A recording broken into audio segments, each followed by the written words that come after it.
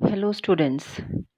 मैं डॉक्टर जयश्री डावरे और आज हम पढ़ेंगे BSc part third paper second unit third का topic muscle contraction. Physiology of muscle contraction को पढ़ने से पहले हम जानेंगे मसल क्या होती है, कितने प्रकार की होती है, वह उसकी प्रॉपर्टीज़ क्या हैं। Now what is a muscle? Muscles are a specialized body part that produces movement or locomotion in animals. Body और उसके डिफरेंट पार्ट्स का मूवमेंट मेनली मसल्स द्वारा होता है। मसल्स केमिकल एनर्जी को मैकेनिकल एनर्जी में कन्वर्ट करती हैं। Muscles are made up of fibres elongated in the direction of contraction. Fibres के अंदर थ्रेड के समान कॉन्ट्रैक्टाइल एलिमेंट्स, जिनको हम मायोफिलामेंट्स कहते हैं, पाए जाते हैं। मसल सेल्स के प्रोटोप्लाज्म को सार्कोप्लाज्म कहते हैं। मसल्स को फंक्शन और स्ट्रक्चर दोनों के आधार पर क्लासिफाई किया जा सकता है। फर्स्ट, फंक्शनली ये वॉलेंट्री या इनवॉलेंट्री होती हैं। सेकेंड, स्ट्रक्चरली ये स्ट्रेटेड या स्मूथ होती हैं। इन दोनों क्लासिफिकेशंस को निम्न प्रकार कंबाइन किया जा सकता है। फर्स्ट, स्ट्रेटेड या वॉलेंट्री या स्केलेटल मसल्स। यह मसल्स डिफरेंट बोन्स से जुड़ी होती हैं। Second type of muscle, non striated या इनवॉलेंट्री या स्मूथ मसल्स। यह मोस्टली हॉलो या खोखले ऑर्गन्स में प्रेजेंट होती हैं। थर्ड, स्ट्रेटेड और इनवॉलेंट्री और कार्डिक मसल्स। यह मसल्स हार्ट की वॉल्स में प्रेजेंट होती हैं, इसलिए इन्हें हम कार्डियक मसल्स कहते हैं।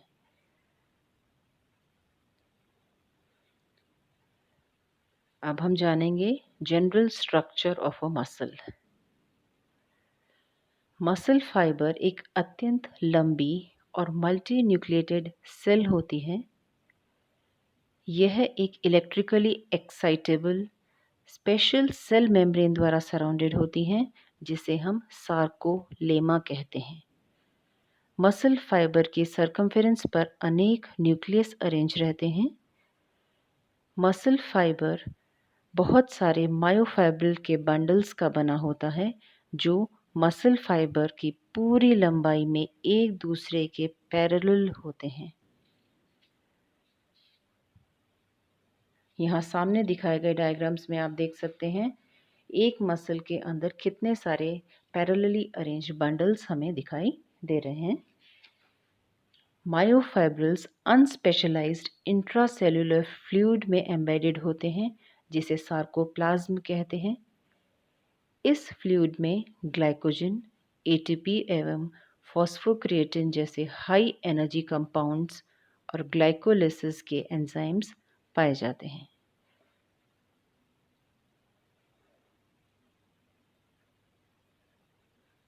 अब हम शुरू करेंगे टाइप्स ऑफ मसल्स। यहाँ पर हम डिफरेंट टाइप की मसल्स को डिटेल में अलग अलग से पढ़ेंगे। सबसे पहले स्ट्रेटेड या स्ट्राइप्ड या स्केलेटन या वॉलेंट्री मसल्स, यानी कि इस मसल को इतने नाम से जाना जा सकता है। स्ट्रेटेड मसल्स अनेक पैरेलल स्ट्राइप्ड मसल फाइबर से बनी होती हैं, जो कनेक्टिव टिश्यूज द्वारा परस्पर संयुक्त होकर बंडल्स बनाते हैं। इन बंडल्स को हम फेसिकुलाई कहते हैं। प्रत्येक मसल में पाए जाने वाले फेसिकुलाई डेफिनेट पैटर्न्स में अरेंज्ड होते हैं। माइक्रोस्कोप से देखने पर मायोफाइब्रिल्स स्ट्रेटेड दिखाई देते हैं। इनमें ऑल्टरनेट डार्क और लाइट बैंड्स पाए जाते हैं। डार्क बैंड्स को एन आइसोट्रोपिक या ए बैंड कहते हैं क्योंकि ये पोलराइजिंग माइक्रोस्कोप में बाई रेफ्रिजरेंट होती हैं, जबकि लाइट बैंड्स बाई रेफ्रिजरेंट नहीं दिखती, इसलिए इन्हें आइसोट्रोपिक या आई बैंड कहते हैं। ए बैंड के मिडिल रीजन में प्रेजेंट लाइट एरिया हैंसेन्स डिस्क या एच जोन कहलाता है। आई बैंड एक अत्यंत डेंस और नैरो स्वी शेन शीबे या जेड लाइन द्वारा बाइसेक्टेड होती हैं। दो सक्सेसिव जेड लाइंस के बीच सेगमेंट ऑफ फाइबर्स को सार्कोमियर कहा जाता है, जो हिस्टोलॉजिकल स्ट्रक्चर और फिजियोलॉजिकल एक्शन का यूनिट होता है। इलेक्ट्रॉन माइक्रोस्कोप द्वारा मायोफाइब्रिल्स के क्रॉस सेक्शंस को एग्जामिन करने पर पता चलता है कि यह दो प्रकार के लॉन्गिट्यूडनल फिलामेंट से बने होते हैं, जिन्हें थिक फिलामेंट और थिन फिलामेंट कहते हैं। थिक फिलामेंट्स केवल ए बैंड में पाए जाते हैं और प्रोटीन मायोसिन के बने होते हैं। थिन फिलामेंट्स आई बैंड में स्थित होते हैं, परंतु ए बैंड में भी एक्सटेंड होते हैं। इनका डायामीटर मायोसिन के डायामीटर से कम होता है। थिन फिलामेंट्स में एक्टिन, ट्रोपोनिन और ट्रोपोमायोसिन नामक प्रोटीन्स पाई जाती हैं। थिक व थिन फिलामेंट्स क्रॉस ब्रिजेस द्वारा इंटरैक्ट करते हैं, जो थिक फिलामेंट से रेगुलर इंटरवल्स पर इमर्ज होते हैं। यह ब्रिजेस थिक व थिन फिलामेंट्स की सरफेस के बीच 130 डिग्री आर्मस्ट्रॉन्ग के गैप को भर देते हैं। इनफैक्ट क्रॉस सेक्शन वह साइट है जहां पर कॉन्ट्रैक्टाइल फोर्स जनरेट होता है।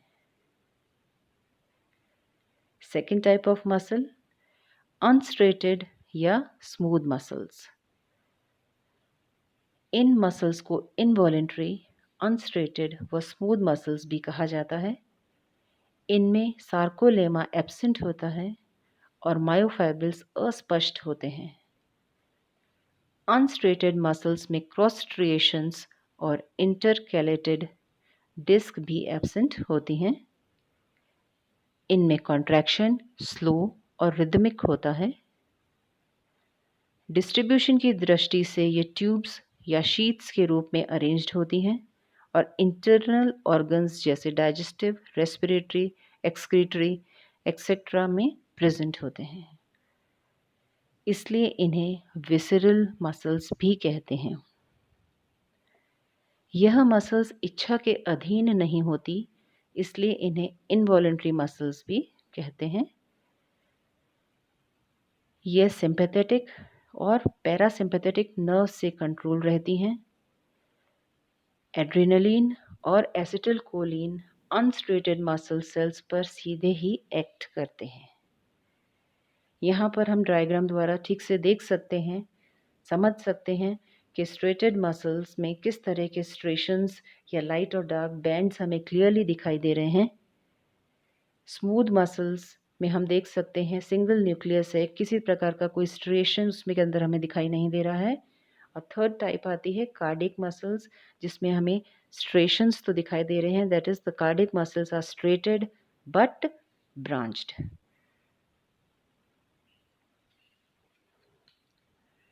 थर्ड टाइप ऑफ मसल्स हैं कार्डियक मसल्स। हार्ट की वॉल्स कार्डियक मसल्स की बनी होती हैं, इसलिए इसे मायोकार्डियम भी कहते हैं। स्ट्रक्चर में यह मसल्स स्ट्रेटेड मसल्स के समान होती हैं, परंतु इनका कंट्रैक्शन एनिमल की इच्छानुसार न होकर अनस्ट्रेटेड मसल्स के कंट्रैक्शन की तरह इनवॉलेंट्री होता है। The cardiac muscle fibres are short cylindrical cells with a single nucleus, branched and interdigitate। एक दूसरे की ब्रांचेस फैलकर परस्पर सटी और लंबी लंबी गैप जंक्शंस के कारण जुड़ी हुई सी दिखाई देती हैं। इस प्रकार अधिकांश कार्डियक मसल्स जाल सा बनाए रहती हैं। इनके फाइबर्स सिरों पर भी एक दूसरे से दृढ़तापूर्वक जुड़कर लंबे लंबे मल्टी न्यूक्लिएटेड फाइबर्स बनाए रहते हैं। कार्डियक मसल्स का कॉन्ट्रैक्शन मॉडरेटली रैपिड होता है। प्रत्येक कॉन्ट्रैक्शन के बाद रेस्ट भी आवश्यक होता है और यह केवल हार्ट में ही प्रेजेंट होती है। Properties of a muscle.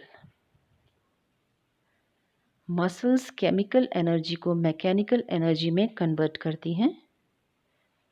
Muscles का आकार घट जाना ही कॉन्ट्रैक्शन कहलाता है। कॉन्ट्रैक्शन के लिए एनर्जी फैट और कार्बोहाइड्रेट के मेटाबॉलिज्म से प्राप्त होती है। कॉन्ट्रैक्शन के बाद रिलैक्सेशन स्टेज आती है और इसमें भी एनर्जी व्यय होती है। इस अवस्था को हम एक्टिव स्टेट कहते हैं। Isometric contraction. Here the muscle tension changes but the muscle length remains the same. जब एक स्टिमुलेटेड मसल अपने भार को हिलाने में असमर्थ होती है और लंबाई में छोटी नहीं होती है, मसल कॉन्ट्रैक्शन को आइसोमेट्रिक कहा जाता है। यद्यपि टेंशन डेवलप होता है और मसल टोनस में भी वृद्धि होती है, लेकिन मैकेनिकल वर्क निष्पादित नहीं होता और व्यय की गई पूरी एनर्जी टेम्परेचर के रूप में डिसिपेट हो जाती है। मसल्स आइसोमेट्रिक कॉन्ट्रैक्शन द्वारा बॉडी पोस्चर्स को मेंटेन करती हैं। Isotonic contraction. Here the tension remains same while the muscle length changes. यदि मसल किसी भार का वहन करने में समर्थ होती है तो मसल शॉर्टन होती है और मैकेनिकल वर्क निष्पादित होता है। इस स्थिति में irrespective of the degree of contraction समान टोनस मेंटेन होता है। अतः इस प्रकार के कॉन्ट्रैक्शन को आइसोटोनिक कहते हैं। Muscle Twitch. किसी सिंगल ब्रीफ स्टिमुलस के प्रति मसल के रिस्पॉन्स को मसल ट्विच कहते हैं। यह क्रिया 3 फेजेस में पूरी होती है। पहला लेटेंट पीरियड, दूसरा कॉन्ट्रैक्शन फेज और तीसरा relaxation phase. Latent period. Stimulation के तुरंत बाद और कॉन्ट्रैक्शन के स्टार्ट होने से पहले लगभग 0.1 सेकेंड का एक लेटेंट पीरियड होता है। कॉन्ट्रैक्शन फेज और लीवर की सक्रियता के बीच का समय लेटेंट पीरियड माना जाता है। Contraction phase. कॉन्ट्रैक्शन फेज लगभग 0.04 सेकेंड के लिए ठहरती है, जिसके दौरान एक्शन पोटेंशियल मसल को स्वीप करता है। स्टिमुलेशन के बाद मसल फाइबर्स एक ऐसे फेज से होकर गुजरते हैं जिसके दौरान वे पुनः स्टिमुलेट नहीं किए जा सकते। यह इंटरवल जिसमें मसल रिस्पॉन्ड नहीं करती रिफ्रैक्टरी पीरियड कहलाता है। यह रिफ्रैक्टरी पीरियड 1 मिलीसेकेंड के फ्रैक्शन से लेकर अनेक मिलीसेकेंड तक हो सकता है। Relaxation phase.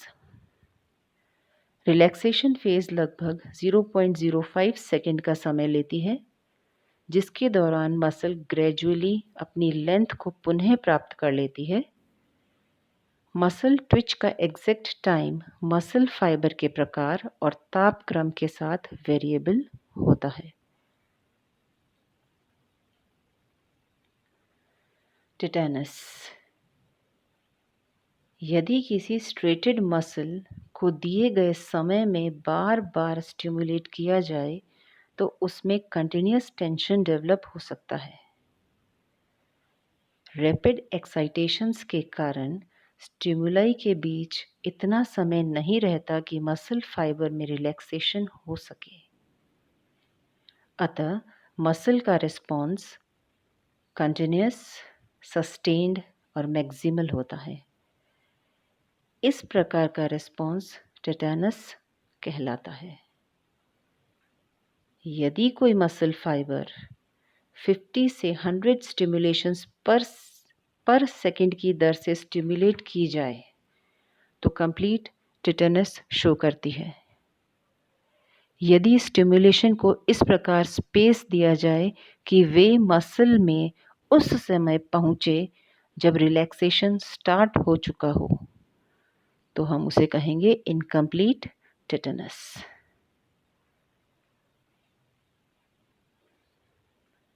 Last point, muscle fatigue.